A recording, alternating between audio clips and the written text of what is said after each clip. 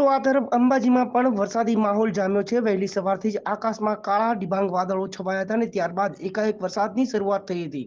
મહામાસનું માવઠું ગાજવીજ સાથે કમોસમી વરસાદ પડ્યો હોવાનું સામે આવી રહ્યું છે। અંબાજી મંદિરનું ચાચર ચોક પણ સંપૂર્ણ રીતે ભીંજાઈ ગયું છે। મંદિરમાં દર્શન કરવા માટે આવતા યાત્રિકો પણ કમોસમી માવઠાથી ભીંજાયા છે। ચોકમાં પાણી અને ઠંડા પવનના સુસવાટા બોલાવી રહ્યા છે।